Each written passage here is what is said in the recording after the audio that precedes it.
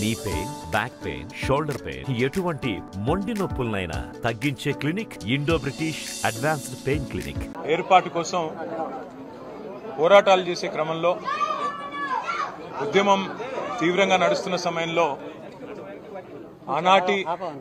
ఆనాటి తెలంగాణ రైతుల దుస్థితికి, ఆనాటి తెలంగాణ రైతుల అవస్థకి ఒక ప్రతీకగా, ఒక ఉదాహరణగా, ఒక నిదర్శనంగా, ఒక తార్కాణంగా మా నాయకుడు కేసీఆర్ గారు బహుశా నాకు తెలిసి కొన్ని వందల సభల్లో తెలంగాణ రైతుల స్థితిని వివరించడానికి మూషంపల్లి గ్రామానికి చెందిన, నల్గొండ మండలం మూషంపల్లి గ్రామానికి చెందిన రామరెడ్డి గారు, వారి పేరును కొన్ని వందల సభల్లో కేసీఆర్ గారు స్వయంగా చెప్పి ఉంటారు. రామరెడ్డి అన్న ఇంటి పేరు అందరు మర్చిపోయినారు. బైరెడ్డి రామరెడ్డి ఇంటి పేరు ఎక్కడో పోయింది, ఇప్పుడు బోర్వెల్ రామరెడ్డి అయింది.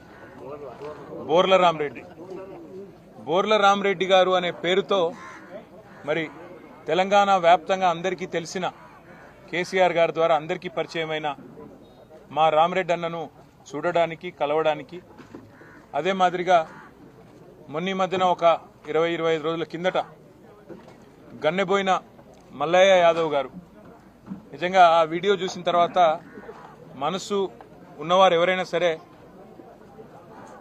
మనసు నిజంగా కూడా బాధపడే విధంగా, కలత చెందే విధంగా తన గుండె లోతుల్లోంచి మాట్లాడిన మాటలు, గన్నెబోయిన మల్లయ్య గారు మాట్లాడిన మాటలు రెండు చూసిన తర్వాత మూషంపల్లికి రావాలి, ఈ రామరెడ్డి అన్నని ఇదివరకు కలిసిన కానీ ఆ మల్లన్నను కూడా కలవాలి, ఈ రామరెడ్డి అన్నను కూడా కలవాలని చెప్పి ఇవాళ ఇక్కడికి రావడం జరిగింది.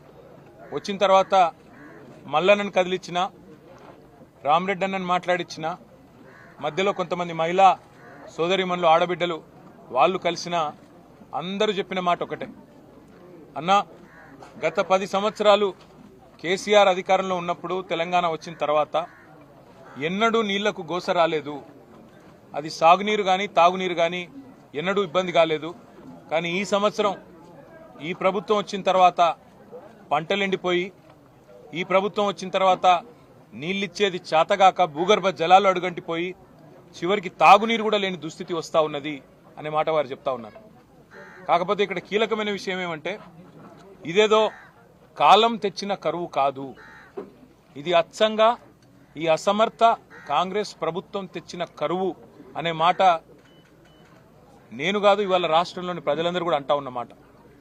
ఒకవైపేమో కాళేశ్వరం ప్రాజెక్టు విఫల ప్రాజెక్టుగా చిత్రీకరించి అందులో ఏదో జరిగిపోయింది అనే ఒక భ్రమ కల్పించి కాళేశ్వరమే ఫెయిల్యూర్ అనే ఒక బద్నాం చేయడానికి ఉద్దేశపూర్వకంగా అక్కడ నీళ్లు ఉండి నీళ్లు ఇవ్వకుండా, నిన్న కేసీఆర్ గారు నల్లగొండకి సూర్యాపేటకు వచ్చిపోతే ఆ దెబ్బకు జడిసి 5 తారీఖు నాడు కేసీఆర్ గారు కరీంనగర్కు వస్తున్నారంటే ఆ దెబ్బకు జడిసి నిన్న Nandi pump house, Gayatri pump హౌజ్లో నిన్న నీళ్లు చాలు చేసి ఎల్లంపల్లి నుంచి నీళ్లు ఎత్తిపోసి ఇవాళ కరీంనగర్లో అక్కడ నీళ్లు ఇస్తా ఉన్నారు. నిన్నటిదాకా కాళేశ్వరం ఫెయిల్యూర్ అని చెప్పిన ప్రభుత్వం ఇవాళ అదే కాళేశ్వరం ఎక్కడెక్కడైతే బాహుబలి మోటార్లు పెట్టి కేసీఆర్ గారు ఇన్ని రోజులు గోదావరి నీళ్లను తెలంగాణ బీళ్లకు మళ్లిచ్చినారో ఇవాళ అవే నీళ్లను ఇవాళ కరీంనగర్ జిల్లాలో ఇస్తా ఉన్నారు. అదే పద్ధతుల్లో కేసీఆర్ ఉన్నన్ని రోజులు ఇక్కడ నాగార్జున సాగర్లో మరి బ్రహ్మాండంగా ఎన్నడూ ఇబ్బంది లేకుండా కావలసినంత నీళ్లు రైతాంగానికి టైల్ ఎండ్ దాకా ఇచ్చిన ఘనత కేసీఆర్ గారు. ఇదే మూషంపల్లిలో సరిగ్గా ఇదే నెల ఏప్రిల్ నెలలో పోయిన సంవత్సరం బ్రహ్మాండంగా చెరువు నిండు కుండలాగుండే. ఇప్పుడే రామరెడ్డి అన్న చెప్తున్నాడు, నేను గత 10 ఏళ్లలో ఒక్కసారి కూడా బోర్ వేయాల్సిన అవసరం పడలేదు, అంతకుముందు 90 పైన బోర్లు వేసినా, మళ్ళీ ఇప్పుడు ఈ ప్రభుత్వం వచ్చినాక ఈ 100 రోజుల్లో మళ్ళీ 4-5 బోర్లు వేసినా అని చెప్పి ఆయన ఇంటి ముందు వేసిన బోర్ని ఇప్పుడే రామరెడ్డి గారు స్వయంగా తీసుకొని పోయి చూపెట్టినాడు. అంటే ఇది ఈరోజు తెలంగాణ రైతాంగం యొక్క దుస్థితి ఈ చేతగాని ప్రభుత్వం వల్లనే వచ్చింది అనే మాట కూడా నేను విజ్ఞప్తి చేస్తా ఉన్నా. ఇవాళ ఒక మంత్రి గారు అంటున్నాడు, వ్యవసాయ మంత్రి, ఇది కాలం తెచ్చిన కరువు అంటున్నాడు. అయ్యా మంత్రి గారు, ఇది కాలం తెచ్చిన కరువు కాదు, చేతగాని నీ ప్రభుత్వం, చేతగాని కాంగ్రెస్ తెచ్చిన కరువు, 100% నీళ్లుండి ఇవ్వలేని అసమర్థ ప్రభుత్వం తెచ్చిన కరువు. మీకు 110 రోజులు సరిపోలేదా? మూడు పిల్లర్లలో సమస్య వస్తే 3 నెలలు సరిపోలేదా? సమస్య రెక్టిఫై చేసి దాన్ని సరిదిద్ది నీళ్ళు ఇచ్చేదానికి సరిపోలేదా? నిజంగా మా జగదీష్ రెడ్డి గారు చెప్తా ఉంటే నేనేమో అనుకున్నా, 100 రోజుల్లో నిజానికి 100 టీఎంసీలు లిఫ్ట్ చేసే అవకాశం ఉండే, పంటలు ఎండిపోకుండా చూసుకునే పరిస్థితి ఉండే. కానీ ఇరాల ఈ కాంగ్రెస్ ప్రభుత్వం కేవలం కేసీఆర్ను బదనాం చేయాలి, ఏదో ఒక చేసి మళ్ళీ ఒకసారి ఆ ప్రాజెక్టు విఫల ప్రాజెక్టుగా చూపెట్టాలనే ఒక చిల్లర తాపత్రయంతో ఇవాళ ఈ రకమైన పరిస్థితి అవస్థ రైతాంగానికి తీసుకొచ్చిన మాట వాస్తవం.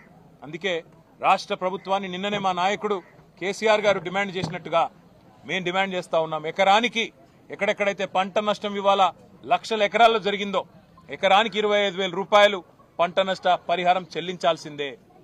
తప్పకుండా ఇది మీరు తెచ్చిన కరువు, మీరు తెచ్చిన సమస్య, రైతాంగానికి ఇది మీరు పెట్టిన తెచ్చిన దుస్థితి. కాబట్టి 25,000 నష్టపరిహారం ఇచ్చి తీరాల్సిందే. నెంబర్ 1. నెంబర్ 2, ఇప్పటి వరకు ఒక్క మంత్రి గాని ముఖ్యమంత్రి గాని రైతుల దగ్గరికి వచ్చి పలకరించిన పాపాన పోలేదు. వాళ్ళ ప్రధాన ప్రతిపక్షంగా బీఆర్ఎస్ ఏమో మొత్తం వ్యవసాయ క్షేత్రాలు తిరుగుతుంటే, పంట పొలాలు తిరుగుతుంటే, ఎక్కడికక్కడ రైతులను కలిసి వారిలో ధైర్యాన్ని నింపే ప్రయత్నం చేస్తుంటే, స్వయానా ప్రధాన ప్రతిపక్ష నాయకుడు కూడా ఇవాళ ఆయన ఆరోగ్యాన్ని లెక్క చేయకుండా, వయసును లెక్క చేయకుండా ఇవాళ 3-4 జిల్లాలు తిరిగి మరీ రైతులను పరామర్శించి ధైర్యం చెప్తుంటే ముఖ్యమంత్రి గారు ఎక్కడున్నారండి? మంత్రివర్గం ఎక్కడున్నది? రైతాంగానికి ధైర్యం చెప్పే బాధ్యత మీ మీద లేదా? మీరే కదా చెప్పింది. పొంకనాల పోతిరెడ్డి గారు, రేవంత్ రెడ్డి గారు 2 లక్షల రుణమాఫీ చేస్తా డిసెంబర్ 9 నాడని డైలాగులు కొట్టింది ఎవరు? మీరు కాదా? మరి ఎక్కడ పోయింది నీ 2 లక్షల రుణమాఫీ? అందుకే మేము రాష్ట్ర ప్రభుత్వాన్ని డిమాండ్ చేస్తా ఉన్నాం, 2 లక్షల రుణమాఫీ కూడా చేసి తీరాల్సిందే. ఇన్నాళ్ళు నీళ్లుండి కూడా మోసం చేసినందుకు రైతాంగానికి క్షమాపణ చెప్పాల్సిందే. అదే మాదిరిగా అన్నింటికన్నా ముఖ్యంగా ఇవాళ తీవ్రమైన దుస్థితిలో ఉన్న రైతులను కాపాడుకోవడానికి ఒకవైపు నష్టపరిహారం ఇవ్వాల్సిందే. ఇంతవరకు రైతు బంధు కూడా మొత్తం వేయలేదు. రైతు బంధు కూడా ఇంతవరకు మొత్తం వేయలేదు. రైతు బంధు కూడా మొత్తం చెల్లించాల్సిందే. 15,000 అన్నారు మీరు ఇస్తా అని, కానీ 10,000 కూడా ఇవ్వలేని అసమర్థులు మీరు. కాబట్టి రాష్ట్ర రైతాంగానికి మేము చేసే విజ్ఞప్తి ఒకటే, మీ పక్షాన భారత రాష్ట్ర సమితి ఉంది, కేసీఆర్ గారు ఉన్నారు. 100 రోజుల్లోనే ఇప్పటికే 200 మంది పైచిలకు రైతులు ఆత్మహత్య చేసుకున్న పరిస్థితి ఇవాళ కాంగ్రెస్ ప్రభుత్వం వచ్చిన తర్వాత. కానీ రైతులకు మా ప్రార్థన, గుండె చెదరవద్దు, ధైర్యంగా ఉండండి. మీకోసం కేసీఆర్ గారు స్వయంగా తిరుగుతా ఉన్నారు. 5 తారీఖు నాడు కేసీఆర్ గారు కరీంనగర్ జిల్లా కూడా పర్యటించబోతా ఉన్నారు, రాజన్న సిరిసిల్ల జిల్లా కూడా రాబోతా ఉన్నారు. తప్పకుండా రాష్ట్ర వ్యాప్తంగా ఆందోళనలకు శ్రీకారం చుడతాం. 6 తారీఖు నాడు రాష్ట్ర ప్రభుత్వాన్ని డిమాండ్ చేస్తా ఉన్నాం, మీరు చెప్పిన మాట ప్రకారం క్వింటాల్కు 500 రూపాయల బోనస్ ఇస్తానని మీరు ఏదైతే చెప్పినారో వెంటనే మీరు కొనుగోలు కేంద్రాలు ప్రారంభించడం తడవగానే వెంటనే సమాంతరంగా మీరు ఈరోజు రైతులకు రాష్ట్ర వ్యాప్తంగా క్వింటాల్కు 500 బోనస్ చెల్లించాలి, 2 లక్షల రుణమాఫీ చేయాలి, పంట నష్ట పరిహారం ఇయ్యాలి, నీళ్లుండి కూడా ఇయ్యనందుకు క్షమాపణ కూడా చెప్పాలని చెప్పి డిమాండ్ చేస్తూ ఇవాళ ముషంపల్లిలో కన్నెపోయిన మల్లయ్య గారు, రామరెడ్డి గారు, అదేవిధంగా ఇతర ఆడబిడ్డలు వారందరికీ కూడా మేము చెప్పిన మాట, మళ్ళీ మీ ద్వారా రాష్ట్ర రైతాంగానికి కూడా చెప్తున్న మాట, ఎవరు కూడా అధైర్యపడకండి.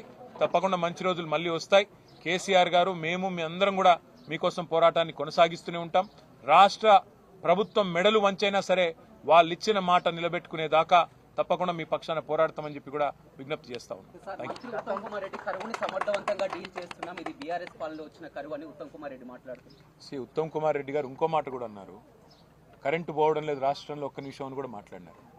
స్వయాన రేవంత్ రెడ్డి గారు కేశవరావు గారికి కండువా కప్పడం పాపం. ఎందుకంటే రేవంత్ రెడ్డి గారికి రైతుల కష్టాలు పట్టవు, రాజకీయ చేరికల్లో బిజీగా ఉన్నారు. ఇవాళ ఎక్కే గడప దిగే గడప అన్నట్టు రాష్ట్రంలో ఎవరు పార్టీలో చేరుతారంటే పాపం ముఖ్యమంత్రి బాగా ఖాళీగా ఉన్నట్టున్నారు, వాళ్ళ ఇళ్లలోకి పోయి మరీ కండువాలు కప్పుతా ఉన్నారు. ఆయన కేశవరావు గారి ఇంటికి పోగానే అక్కడ కరెంటు పోయింది. ఇది నేను చెప్పడం కాదు, రాష్ట్రం అంతా చూసింది, టీవీలో కూడా వార్త వచ్చింది. కాబట్టి కరెంటు పోతున్నదా ఉంటున్నదా, కేసీఆర్ ఉన్నప్పుడు నీళ్ళు ఎట్లుండే, కేసీఆర్ ఇవాళ రేవంత్ రెడ్డి గారు కాంగ్రెస్ వచ్చినాక నీళ్ళు ఎట్లుంది, కేసీఆర్ ఉన్నప్పుడు కరెంట్ ఎట్లుండే, ఇవాళ ఎట్లున్నది రాష్ట్రంలో అందరికీ కూడా తెలుసు. ఉత్తమ్ కుమార్ రెడ్డి గారు ఎంత బుకాయించినా ఎన్ని చెప్పినా వాస్తవాలుగానే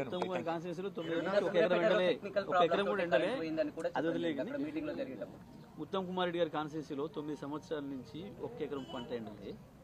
తెలంగాణ ప్రభుత్వం పోయినాకనే కదా ఇప్పుడు ఎండింది పంటలు 20,000. నేను ఇంకొక మాట అంటున్నా, ఉత్తమ్ కుమార్ రెడ్డి గారు ధైర్యం ఉంటే మీరు మీ మంత్రులు ఫీల్డ్కి రండి, రైతులను కలవండి, రైతుల దగ్గర ఈ మాట చెప్పండి, ఇది కరెంటు పోతలేదనే మాట, సమర్థవంతంగా ఎదుర్కొంటున్నామనే మాట, ఇబ్బంది లేదనే మాట.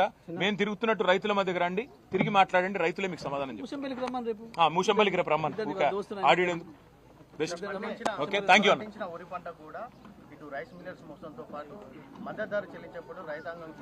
బ్రదర్ ఇదిగో నేను ఒకటే అంటున్నా, వీళ్ళు ఇచ్చిన మాటనే 500 బోనస్. అది బోనస్ నిజంగా చెప్పినరా బోగస్ ముచ్చట్నా తేలిపోద్ది. ఇప్పుడు తప్పకుండా ఈ రాష్ట్ర ప్రభుత్వాన్ని మెడలు వంచేదాకా వాళ్ళ మెడలు దించేదాకా రైతాంగం కోసం ముందుకొచ్చేదాకా మా పోరాటం కొనసాగుతుంది. మరిన్ని వీడియోస్ కోసం ఛానల్ ని సబ్స్క్రైబ్ చేయండి, లేటెస్ట్ అప్డేట్స్ కోసం వాట్సాప్ ఛానల్ ని ఫాలో చేయండి అండ్ లింక్ డిస్క్రిప్షన్ లో ఉంది.